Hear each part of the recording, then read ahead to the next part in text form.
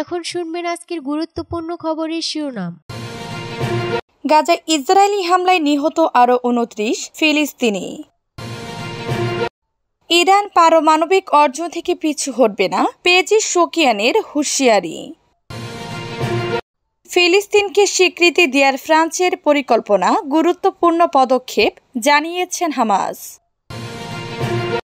এবার মার্কিন পণ্যে ১২৫% শুল্ক আরোপ করল চীন। যুক্তরাষ্ট্র থেকে বিপুল পরিমাণ সামরিক সরঞ্জাম কিনতে চায় তুরস্ক। উদ্ধার তৎপরতার মধ্যে আবার ভূমিকম্প মিয়ানমারে। গাজায় ইসরায়েলি হামলায় নিহত আরও ২৯ ফিলিস্তিনি। ফিলিস্তিনের গাজা উপত্যকায় ইসরায়েলের বর্বরোচিত হামলায় গত ২৪ ঘন্টায় অন্তত ২৯ জন নিহত হয়েছেন। এ সময় আহত হয়েছেন আরও অনেকে। বৃহস্পতিবার ১০ এপ্রিল ভোর থেকে শুক্রবার ভোর পর্যন্ত ইসরায়েলি হামলায় এ হতাহতের ঘটনা ঘটে খবর জাজিরার। বিশ্ব স্বাস্থ্য সংস্থার মহাপরিচালক টেড্রোস আধানম গেব্রিয়েসুস সতর্ক করে বলেছেন, গাজায় ত্রাণ প্রবেশে ইসরায়েলের অবরোধের কারণে সেখানে আরও রোগব্যাধি এবং মৃত্যুর আশঙ্কা বাড়ছে। বর্তমানে গাজায় ১০,০০০-এর বেশি মানুষকে বিদেশে চিকিৎসার জন্য সরিয়ে নেওয়া জরুরি। গাজায় স্বাস্থ্য মন্ত্রণালয় জানিয়েছে, ইসরায়েলের গাজা আগ্রাসনে এখন পর্যন্ত অন্তত ৫০,৮৮৬ ফিলিস্তিনি নিহত এবং ১,১৫,৮৭৫ জন আহত হয়েছেন। সরকারি গণমাধ্যম কার্যালয় জানিয়েছে, মৃত্যুর সংখ্যা ৬১,৭০০ ছাড়িয়ে গেছে এবং ধ্বংসস্তূপের নিচে নিখোঁজ হাজার হাজার মানুষকে মৃত বলে ধরা হচ্ছে। ইরান পারমাণবিক অর্জন থেকে পিছু হটবে না, পেজিশকিয়ানের হুঁশিয়ারি। ইরানের প্রেসিডেন্ট মাসুদ পেজিশকিয়ান বলেছেন, তার দেশ পারমাণবিক অর্জন থেকে কখনোই পিছু হটবে না বা কোনোভাবে আপোষ করবে না। একই সঙ্গে যুক্তরাষ্ট্রের সামরিক হুমকিও প্রত্যাখ্যান করেন তিনি। বৃহস্পতিবার আলবর্স প্রদেশের কারাজে জাতীয় পারমাণবিক প্রযুক্তি দিবসের স্মরণ সভা অনুষ্ঠানে এবং এই শিল্পের সর্বশেষ অর্জনের উন্মোচন অনুষ্ঠানে পেজিশকিয়ান এসব কথা বলেন। তিনি জোর দিয়ে বলেন, যুক্তরাষ্ট্র যত বেশি হুমকি দিবে, ইরান তত বেশি শক্তিশালী হবে এবং এর বিরুদ্ধে রুখে দাঁড়াবে না। ইরানি প্রেসিডেন্ট বলেন, আমরা শান্তি ও নিরাপত্তা চাই এবং আমরা সংলাপের জন্য প্রস্তুত আছি, তবে তা হতে হবে মর্যাদা ও পারস্পরিক সম্মানের উপর ভিত্তি করে। আমরা আমাদের অর্জন থেকে পিছু হটব না এবং আমরা তাদের সঙ্গে আপোষ করব না। আমরা কখনোই কাউকে আমাদের চিন্তা ভাবনা থেকে বিরত রাখতে বা উদ্ভাবনী ও সৃজনশীল হতে বাধা দিতে দিব না। পেজিশকিয়ান আরো বলেন, তেহরান পারমাণবিক বোমা চায় না। পশ্চিমা বিশ্ব বলছে ইরান পারমাণবিক বোমা তৈরি করতে চায়, তবে ইসলামী বিপ্লবের নেতা আয়াতুল্লাহ আলী খামেনির চেয়ে বেশি কর্তৃত্বশীল আর কে হতে পারে, যিনি আনুষ্ঠানিকভাবে ও প্রকাশ্যে ঘোষণা করে বলেছেন যে আমরা পারমাণবিক বোমা তৈরি করতে চাইছি না। ফিলিস্তিনকে স্বীকৃতি দেওয়ার ফ্রান্সের পরিকল্পনা গুরুত্বপূর্ণ পদক্ষেপ, জানিয়েছেন হামাস। আগামী জুন মাসের মধ্যে ফ্রান্সের ফিলিস্তিনকে রাষ্ট্র হিসেবে স্বীকৃতি দেওয়ার পরিকল্পনাকে স্বাগত জানিয়েছে ফিলিস্তিনি প্রতিরোধ গোষ্ঠী হামাস। পাশাপাশি এটিকে একটি গুরুত্বপূর্ণ পদক্ষেপ হিসেবে অভিহিত করেছে সশস্ত্র গোষ্ঠীটি। এক প্রতিবেদনে এ তথ্য জানিয়েছে বার্তা সংস্থা এএফপি। হামাস কর্মকর্তা মাহমুদ মারদাই এএফপিকে বলেছেন, রাজনৈতিক ভাবে গুরুত্বপূর্ণ দেশ এবং জাতিসংঘ নিরাপত্তা পরিষদের স্থায়ী সদস্য হিসেবে ফ্রান্সের ন্যায্য সমাধানের পথকে প্রভাবিত করার এবং দখলদারিত্বের অবসান এবং ফিলিস্তিন জনগণের আকাঙ্ক্ষাকে অর্জনের দিকে এগিয়ে যাওয়ার ক্ষমতা রয়েছে।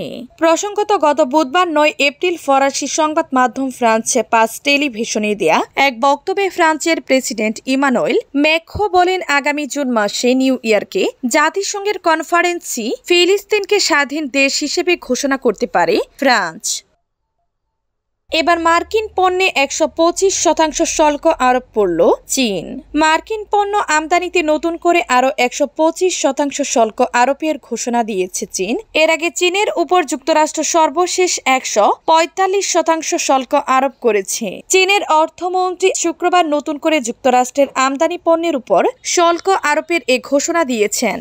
আগামীকাল শনিবার থেকে এই শুল্ক কার্যকর হওয়ার কথা রয়েছে। এর আগে গত বুধবার মার্কিন পণ্যের উপর 84% শুল্ক আরোপ করেছিল চীন। বেইজিং জানিয়েছে তারা যুক্তরাষ্ট্রের আরোপিত আর কোনো শুল্কের জবাব দেবে না। ডোনাল্ড ট্রাম্প প্রশাসন আগ্রাসী শুল্ক নীতি ঘোষণার পর থেকে চীনের সঙ্গে যুক্তরাষ্ট্রের বাণিজ্য যুদ্ধ চলছে। উভয় পক্ষের পাল্টাপাল্টি শুল্ক আরোপের ফলে পরিস্থিতি ক্রমাগত উত্তপ্ত হয়ে উঠছে। এর মধ্যে চীন নতুন করে মার্কিন পণ্যের শুল্ক আরোপের ঘোষণা দিল। বেইজিং বলেছে যুক্তরাষ্ট্রের আরোপিত অস্বাভাবিক উচ্চ শুল্ক আন্তর্জাতিক ও অর্থনৈতিক বাণিজ্য নীতি, মৌলিক অর্থনীতি আইন এবং সাধারণ বিচার বিবেচনার গুরুত্ব লঙ্ঘন করেছে। এটি সম্পূর্ণরূপে একতরফা গুন্ডামি ও জবরদস্তি। যুক্তরাষ্ট্রের প্রেসিডেন্ট ডোনাল্ড ট্রাম্প 3 মাসের জন্য সব দেশের উপর আরোপিত পাল্টা শুল্ক স্থগিতের সিদ্ধান্ত নিলেও চীনের উপর উচ্চ শুল্ক হার বজায় রেখেছেন। যুক্তরাষ্ট্র থেকে বিপুল পরিমাণ সামরিক সরঞ্জাম কিনতে চায় তুরস্ক। রাশিয়ার S-400 ক্ষেপণাস্ত্র ব্যবস্থা অর্জনের উপর যুক্তরাষ্ট্র নিষেধাজ্ঞা তুলে নিলে আঙ্কারা তার সেনাবাহিনীর জন্য বিলিয়ন বিলিয়ন ডলারের খুচরা যন্ত্রাংশ, গোলাবারুদ এবং ইলেকট্রনিক্স কিনতে প্রস্তুত। তুরস্কের পররাষ্ট্রমন্ত্রী হাকান ফিদান বুধবার 9 এপ্রিল কথা বলেছেন। খবর মিডল ইস্ট আইর। পররাষ্ট্রমন্ত্রীর বিবৃতিতে ওয়াশিংটনের সঙ্গে প্রতিরক্ষা বাণিজ্য পুনরুদ্ধারের জন্য তুরস্কের প্রচেষ্টার কথা তুলে ধরা হয়েছে। ফিদান বলেছেন, নিষেধাজ্ঞা প্রত্যাহারের জন্য প্রেসিডেন্টের সিদ্ধান্ত এবং আইনি সংশোধন উভয়ের প্রয়োজন হতে পারে। তার এই মন্তব্য যেন ওয়াশিংটনের সঙ্গে প্রতিরক্ষা সম্পর্ক পুনরুজ্জীবিত করার জন্য আঙ্কারার প্রচেষ্টার ইঙ্গিত। তিনি বলেন, আঙ্কারা 6টি F-35 যুদ্ধবিমান পুনরুদ্ধারের আশা করছে, যা মূলত তুর্কি বিমান বাহিনীর জন্য তৈরি করা হয়েছিল, কিন্তু 2019 সাল থেকে ওয়াশিংটন তা আটকে রেখেছে। রাশিয়ার S-400 ক্ষেপণাস্ত্র প্রতিরক্ষা ব্যবস্থা কেনার কারণে তুরস্কে F-35 প্রোগ্রাম থেকে বহিষ্কারের পর থেকে জেটগুলো বছরের পর বছর ধরে একটি গুদামে মজুত করা হয়েছে বলে জানা গেছে। উদ্ধার তৎপরতার মধ্যে আবার ভূমিকম্প মিয়ানমারে। চলমান উদ্ধার ও ত্রাণ তৎপরতার মধ্যে মিয়ানমারে আবারও ভূমিকম্প আঘাত এনেছে। শুক্রবার সকালে রিক্টার স্কেলে 4.1 মাত্রার এই কম্পনটি আফটার শক হিসেবে চিহ্নিত করা হয়েছে। এতে নতুন করে আতঙ্ক ছড়িয়েছে জনগণের মাঝে। ভারতের ভূমিকম্প গবেষণা সংস্থা national centre for seismology NCS এক বিবৃতিতে জানিয়েছে, 11 এপ্রিল 2025 ভারতীয় সময় সকাল 8টা 2 মিনিটে ভূমিকম্পটি অনুভূত হয়। কম্পনের কেন্দ্রস্থল ছিল মিয়ানমারে অক্ষাংশ 18.34 সেলসিয়াম উত্তর এবং দ্রাঘিমাংশ 85.89 সেলসিয়াম পূর্বে। এর গভীরতা ছিল মাত্র 10 কিলোমিটার, যা ভূতলের কাছাকাছি হওয়ায় আফটার শকের ঝুঁকি বাড়িয়ে দেয়। উল্লেখ্য, 28 মার্চ মিয়ানমারে সংঘটিত 7.7 মাত্রায়